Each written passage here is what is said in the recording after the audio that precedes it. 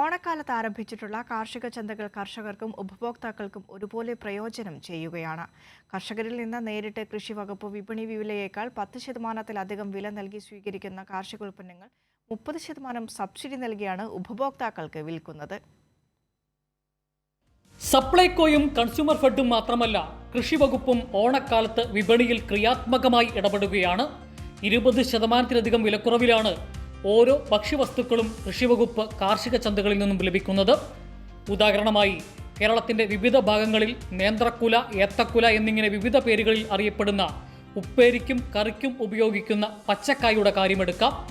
ഓണക്കാലത്ത് ഏറ്റവും ആവശ്യക്കാരുള്ളതും പൊതുവിപണിയിൽ വില ഉയർന്നു നിൽക്കുന്നതുമായ ഇനമാണ് പച്ച ഏത്തക്കായ.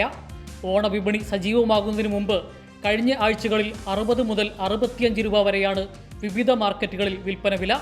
എന്നാൽ കാർഷിക മാർക്കറ്റുകളിലേക്ക് എത്തിയാൽ 40 രൂപ വിലയ്ക്ക് നല്ല നാടൻ പച്ച ഏത്തക്ക കിട്ടും. പൊതുവിപണിയിലെ മാർക്കറ്റിൽ കർഷകർ കൊണ്ടുപോയി വിൽക്കുമ്പോൾ 30 മുതൽ 35 രൂപ വരെ മാത്രമാണ് ലഭിച്ചുകൊണ്ടിരുന്നത്. എന്നാൽ കർഷകരിൽ നിന്നും 55 രൂപയ്ക്കാണ് കൃഷിവകുപ്പ് ഏത്തക്കായ സ്വീകരിച്ചത്. ഇതിൽ സബ്സിഡി കൂടി ഉൾപ്പെടുത്തിയാണ് 40 രൂപയ്ക്ക് വിൽക്കുന്നത്.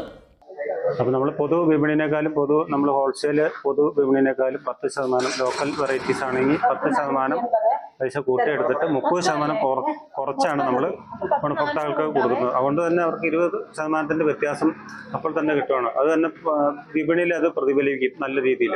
അപ്പോൾ കൂടുതൽ ആളുകളെ നമ്മൾ ഇതിലേക്ക് ആകർഷിച്ച് നമുക്ക് ഈ ഓണക്കാലത്ത് ആളുകൾക്ക് കൂടുതൽ പൈസ മുടക്കുന്നതിനും ആൾക്കാരെ അത് വളരെ ഗുണപ്രദമാവും. കർഷകർക്ക് മികച്ച വിലയും ഉപഭോക്താക്കൾക്ക് വിലക്കുറവും.